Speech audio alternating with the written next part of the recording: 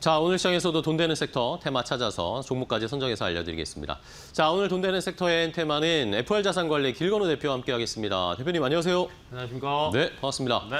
자, 오늘 또 시장에서 돈 되는 섹터 함께 찾아보도록 할 텐데 첫 번째 돈 되는 섹터 어떤 섹터 선정을 해주셨을지 바로 공개하도록 하겠습니다. 자, 오늘은 바이오주를 보겠습니다. 바이오가 최근에 뭐 반도체나 뭐 2차 전지나 이런 데 쭉쭉 밀려서 보기가 좀 힘들었는데 오늘 또 그래도 의미 있는 상승들이 좀 나옵니다. 뭐 특히 알테오젠이 좋은 이야기가 나오니까 전반적으로 좀 분위기가 개선되는 것 같은데 바이오는 근데 결국에는 금리 내려야 되는 거 아닙니까? 뭐 언제쯤 얘기해요. 뭐 금리 내리면 뭐 성장주 다 간다 뭐 이거 얘기하려고 하는 거예요. 설마 아니지?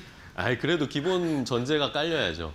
그거는 사실은 맞기는 하죠. 왜냐면 이제 바이오 같은 경우가 사실은 많은 자금이 투입이 되잖아요. 네, 그러다 보니까 금리의 영향을 많이 받기는 해요. 네, 그런데 저는 한편으로 요즘에는 이제 방금 장난으로 이제 그렇게 얘기는 했지만 AI가 점점점 고도화되면 될수록 사실은 여기에 들어가는 시간과 비용적인 거를 AI가 커버를 많이 하고 있거든요. 맞아요. 그래서 최근에 임상 같은 경우에도 사실은 전임상 때 의외로 시간과 돈이 많이 들어갑니다. 실패도 많이 하고요. 네, 그런데 과거 대비해서 AI를 통해서 이 전임상에 들어가는 기간과 시간을 많이 단축하기도 했거든요. 그래서 요즘에는 이렇게 얘기합니다. 뭐 금리 인하가 되면 당연히 더 좋겠지만 그거보다는 기업들이 갖고 있는 자체적인 모멘텀이 훨씬 더 중요하다. 뭐 이런 얘기 하고요.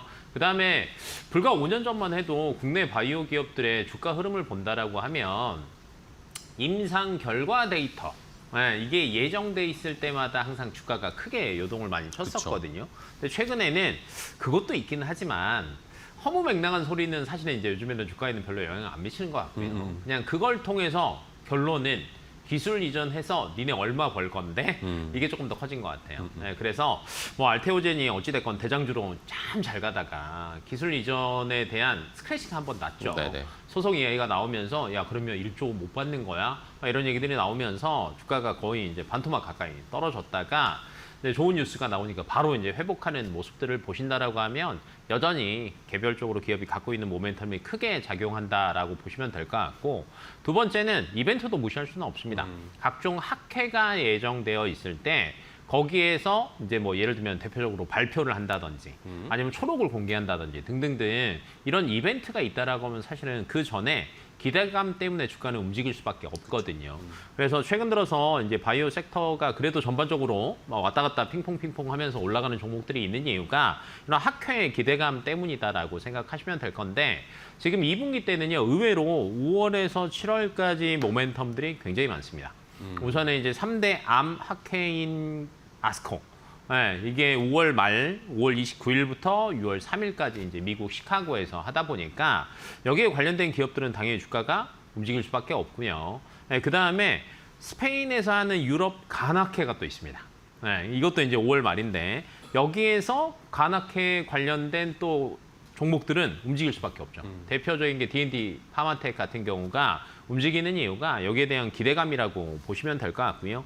그다음에 요즘에 또 바이오 섹터에서 이제 3,000당은 조금 빠지긴 했지만 코오롱 티슈진 같은 경우 요새 또 주가 흐름이 좋았어요. 네, 좋았던 이유가 이제 7월에 대한 임상 발표 기대감. 네, 이렇게 개별적으로 가지고 있는 것들이 조금 재료가 싱싱하다라고 하는 종목들은 조금 움직이는 것 같고요. 그다음에 그 외적으로도 코스닥에 대한 기대감은 여전히 있습니다. 코스피가 많이 올라가면 기존에 이제 6,000 찍을 때도 보시면은 찍고 나서 차익 실현 조금 나올 때 코스닥 시장이 또 좋았거든요. 뭐 이런 기대감도 여전히 조금 가지고 있는 구간이고요. 정부 입장에서도 지금 최근 들어서 코스닥 뭐 1부제, 2부제 지금 당장은 아니겠지만 시간은 조금 걸리겠지만 이런 이야기들이 나오고 있잖아요. 그러면 수급적인 기대감들도 작용합니다.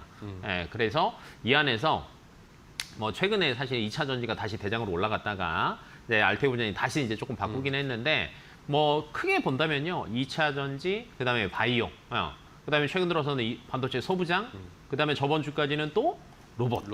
이런 친구들이 꾸준하게 순환매가 올 수도 있거든요. 그래서 이 안에서 종목을 잘 골라보신다라고 하면 그래도 없는 것보다는 그리고 코스피 상승률 당연히 좋긴 하지만 그래도 상승률로 따진다라고 하면 코스닥이 훨씬 더 재밌을 수도 있습니다. 네.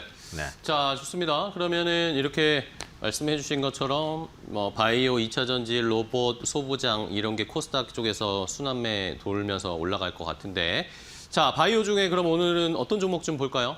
네, 종목들이 굉장히 많죠. 그래서 이제 종목들을 뭐 봐야 될지 사실은 이제 고민들이 굉장히 많으실 거고 아직도 이제 저도 이렇게 보면은 그 3천당 볼까요? 이렇게 하는 분들도 있으시긴 한데 네. 최근 들어서는 조금 수급이 한번 빠지고 나면 돌아오는 데는 조금 걸리는 것 같아요. 그래서 이제 여전히 이제 기대감이 있는 종목들을 먼저 대응을 하시는 게 맞을 것 같고요. 그러면 기대감이 있는 종목에서 뭐가 좀 빠르냐라고 하면 D&T 파마텍이 어찌 됐건 네네. 시기상으로 보면은 현재는 제일 빠를 것 같습니다. D&T 파마텍 같은 경우에는 지금 기본적으로 이야기 나오는 게 이번에 간학회에서 5월 27일 날 발표를 하거든요. 네네. 그러면 이제 메시 치료제 관련해서 사실은 기대감들도 이미 조금 올라와 있고요. 그다음에 이제 뭐 증권사들 지금 최근에 그 리포트 나오는 걸 보면 비중 확대 의견이거든요. 그만큼 허무맹랑하지는 않은 것 같아요. 그리고 좋은 결과만 나온다라고 하면 빅파마 통해서 빨리 기술 이전 이야기까지 나올 수 있다라고 생각들을 하는 것 같아요. 그래서 조금 가장 빠르고 차별적인 기술력도 가지고 있고 그러면 기술 이전도 임박했다. 그러면 수급 자체가 이 2주 동안에 굉장히 많이 들어올 수 있습니다. 그러면 오늘같이 조금 쉴 때를 한번 공략을 해보시는 것도 좋을 것 같고요. 그리고 이제 그 다음으로 본다라고 하면 이제 그 다음 타자인 7월 임상 데이터. 네네. 그러면 이제 코롱 티슈진 코롱 생각을 티슈진. 안 하실 순 없죠. 네. 거의 지금 이런 기대감 때문에 코스닥 시총 5위까지 올라왔습니다. 14만 9천 원 딱 찍고 나서 고점 대비해서는 20% 정도 좀 빠지긴 했지만 7월 기대감이니까 제가 볼 때는 지금 5일선 찍고 20일선까지 조금 내려오긴 했거든요. 네. 저는 21선을 깨지는 않을 것 같아요. 솔직하게 얘기하면. 그러면 이 구간에서 기대감과 그다음에 뭐 차익 실현을 계속 왔다 갔다 할 수 있고요. 근데 이제 전반적으로 보면요. 임상 3상까지 가서 탑라인을 결정하기 임박했다라고 하는 거면 어떤 거냐면 이제 돈 벌 구간이 얼마 안 남았다. 사실은 이거거든요. 네. 그리고 지금 코롱 티슈진 쪽에서도 그 굉장히 좋은 여러 가지 이야기들을 많이 하고 있어요. 그리고 이제 삼상 자체가 2년 추적 관찰했어요. 그만큼 조금 안전성이나 여러 가지 측면에서도 보완이 많이 돼 있다라고 생각해 보시면 좋을 것 같고 최근에는 이제 사법 리스크도 무시는 못하죠. 네. 19년도에 거의 거래 정지 위주까지 갔다가 뭐 손해배상 청구까지 뭐 당하고 막 이랬었는데 이게 이제 대부분 없어지면서 현재 불확실성은 대부분 사라졌습니다. 그럼 조금 안전하게 갈 수 있는 구간이니까 한번 보시면 좋을 것 같습니다. 네, 알겠습니다. 네. 자, 코롱 티슈진과 D&D 파마텍을 좀 살펴볼 종목으로 알려주셨고 그러면 탑픽 종목으로 봐야 될 텐데 아무래도 오늘은 알테오젠을 좀 봐주셔야 될 것 같아요. 그래서 네. 알테오젠을 가져왔죠. 사실 이제 코스닥 1위 하던 애가 그냥 그러니까요. 뭐 여러 가지 이슈들 때문에 뭐 걸리고 뭐하고 하니까 쭉 빠졌는데 많이 빠졌어요. 지금 어찌됐건 좋은 결과가 나왔잖아요. 그럼 이제 다른 건들도 사실은 거의 무효화될 가능성이 굉장히 높습니다. 그렇다라고 하면 키트루다 큐렉스 마일스톤만 기존에도 이제 저희가 항상 자주 이야기를 했었었죠. 네. 1조가 넘어간다. 근데 1조 4,800억입니다. 장난 아니죠. 알테오젠이 분기별로 지금 한 매출이 1,000억대 왔다 갔다 하는데 지금 높게 잡아도 근데 이게 완전 달라질 수 있는 겁니다. 그러면 뭐 당장의 고점까지 한 번에 달리는 건 아니겠지만 그래도 좀 빨리 회복할 수 있다라는 관점이고요. 이게 이제 정상적으로 된다라고 하면요. 영업이익률도요. 굉장히 빨리 올라갑니다. 뭐 30% 바로 찍을 것 같고요. 네. 바이오에서 30% 이상 영업이익률 보시는 거 굉장히 오랜만이실걸요. 그렇죠. 그러면 실적도 찍히고 기대감도 갖고 있는 종목이다라는 관점으로 보시면 되는데 이게 어느 정도 되면 지금 제가 볼 때는 일라일린이랑 머크랑 추가적인 협상들도 굉장히 빨라질 수 있어요. 그러면 이제 기존 마일스톤 1.4조는 거의 바닥으로 깔고 가는 거고요. 플러스 알파가 올 하반기 때 굉장히 빠르게 터질 수도 있습니다. 그렇다라고 하면 지금 구간에서 예를 들면 알테오젠을 조금 놓쳤다 라면요. 야, 한 6개월 뒤에 야, 그때 잡을 걸 이라는 생각을 하실 수도 있으니까 미리미리 조금 봐두신다라고 하면 좋을 것 같습니다. 네. 가격은 어떻게 잡을까요, 그러면? 지금 가격 같은 경우에는 제가 전반적으로 보니까 지금 바로 직전 고점이 원래 한 39만 원 정도 됐었거든요. 그러니까 이 직전 고점을 한 번에 뚫을 거냐 못 뚫을 거냐가 이제 사실은 조금 궁금하실 것 같은데 네. 중간에 허들들이 몇 번 있어요. 42만 원, 45만 원 이렇게 있는데 45만 원까지는 저는 어렵지 않을 것 같고요. 근데 45만 원을 뚫을 때 수급만 어느 정도 받쳐준다라고 하면 저는 2차는 한 52만 원까지도 금방 갈 것 같아요. 그래서 1차는 45만 원, 2차는 52만 원 잡으시면 좋을 것 같습니다. 네, 알겠습니다. 자, 알테오젠 일단은 뭐 가장 부담스러웠던 사법 리스크 하나를 좀 떨쳐냈습니다. 과연 이 과거의 영광을 부활할 수 있을지, 다시 재현할 수 있을지 알테오젠 코스닥 시총 다시 1위로 올라선 알테오젠을 점검을 해드렸고요. 자, 다음 두 번째 또 돈 되는 섹터 바로 공개하도록 하겠습니다. 길건호 대표의 선택은 2차 전지입니다. 아까도 말씀해 주셨지만 코스닥 쪽에서 그래도 또 많이 비중을 차지하고 있는 2차 전지 한참 잘 가다가 지난주 후반 이번 주에는 좀 쉬고 있어요. 네, 쉬고 있죠. 쉴 때를 노려야죠. 네. 네, 그리고 이제 아까 호소 앵커님이 반도체 이야기할 때 저희가 미중 정상회담 얘기를 했잖아요. 네네네. 사실 이제 저는 처음에 이제 우르르 데리고 간다고 할 때 1번은 과시용. 야, 이거 가서 이제 우리 잘 나간 애들 다 데리고 간 다음에 우리가 세다. 네, 내가 얘네들의 대빵이다. 네, 그리고 플러스 알파로 이란에도 보여주는 거죠. 중국도 우리한테 하는 거 봐라. 근데 니네가 우리한테 이렇게 하면 되겠어? 라는 것도 있었는데 젠슨왕 안 데리고 가겠네. 내심 그 생각을 했어요. 아, 네. 그래도 반도체는 뺐구나. 그럼 우리나라 입장에서는 괜찮겠구나라고 생각했는데 막판에 또 들어갔어요. 네, 뒤집었단 말이에요. 그럼 이제 반도체 입장에서 부담이에요. 화해하면 이제 야 반도체 주가 좀 빠지는 거 아니야? 라고 생각하실 수 있을 텐데 반대로 화해하면 2차 전지는 좋죠.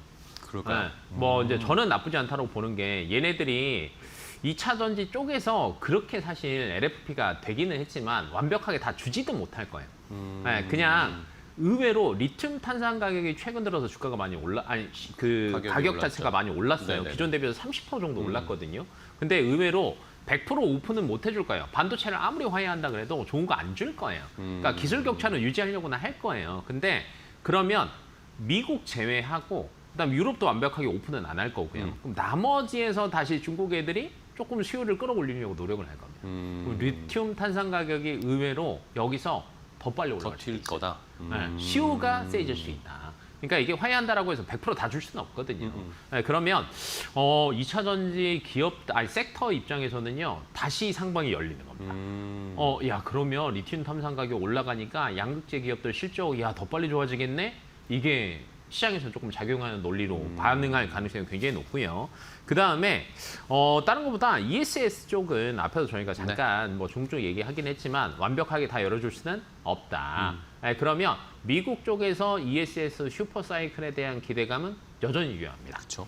최근에 뭐 LG엔솔도 그렇고요. 삼성 SDI도 그렇고 ESS 시장에서 매출에 대한 기대감들이 높아지면서 주가에 많이 반영이 됐거든요. 근데 이게 저는 아직 끝날 시기는 아닌 것 같아요. 그래서 꾸준하게 한번 보시면 좋을 것 같고 그 다음에 로봇이 조금 빨라졌어요. 그쵸? 최근에 현대나 LG전자 주가 흐름 보시면은 야 이게 기대감이 정말 세구나라는 걸 이제 보실 수 있을 텐데 그만큼 이제 가시권에 들어오는 것 같아요. 눈앞에 보이기 시작하니까 기대감이 오는 거죠. 근데 로봇이 다가오면 2차 전지도 갑니다.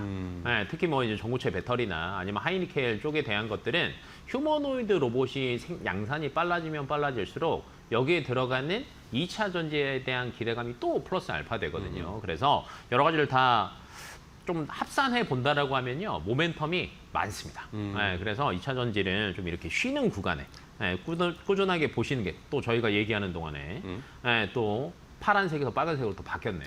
네, 이런 것처럼 꾸준하게 한번 보시는 게 좋을 것 같습니다. 알겠습니다. 네. 자, 그럼 2차 전지는 시간이 거의 다 돼가지고 네. 탑픽으로 그냥 바로 가볼까요? 네, 탑픽으로 갈까요? 네. 제가 탑픽을 뭐 했죠?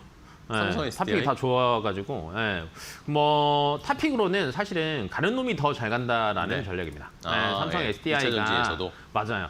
왜냐하면 기존의 LG엔솔 같은 경우가 ESS 쪽은 사실은 미국에선 더 나아요. 근데 최근에 흐름을 본다라고 하면 삼성 SDI가 그래도 탄력이 훨씬 더 제일 좋았고요. 좋아요. 탄력이 왜 좋았냐를 따져본다라고 하면 사실은 기대감이 제일 컸던 것 같아요.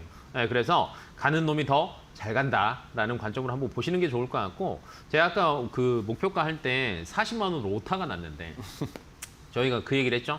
야, 저 가격이면 무조건 산다. 네, 40만 원에 사고 맞아요. 싶으실 거예요. 사면 샀겠죠, 무조건. 네. 근데 그 자리는 안 올 거예요. 네. 하지만 지금 자리도 저는 나쁘지 않다라고 보고 있고요. 정고점이 72만 원인데 못해도 업사이드는 한 10% 최소 10% 이상은 금방 갈 것 같습니다. 그래서 한 80만 원 정도로 1차 목표가 한번 잡아보신다라고 하면 괜찮을 것 같습니다. 네, 알겠습니다. 자, 삼성 SDI 2차 전지 배터리 쪽에서는 탑픽 종목으로 골라주셨고요. 앞에서 차트 보셨지만 빠르게 올라오다가 지금 쉬면서 또 이평선에 살짝 터치하고 걸쳐 있는 상황입니다. 다시 정고점 트라이 하면서 신고가까지 한번 도전해 볼 수 있을지. 삼성 SDI 2차 전지 관련된 종목은 오히려 미중 정상회담에서 수혜를 볼 수 있는 결과들도 나올 수 있다라는 의견을 제시를 해줬으니까 저희도 뉴스 한번 잘 팔로우업 해보겠습니다. 자, 오늘 길건우 대표와 함께했습니다. 좋은 종목 알려주셔서 감사하고요. 대표님 다음 시간에 또 뵙겠습니다. 고생하셨어요.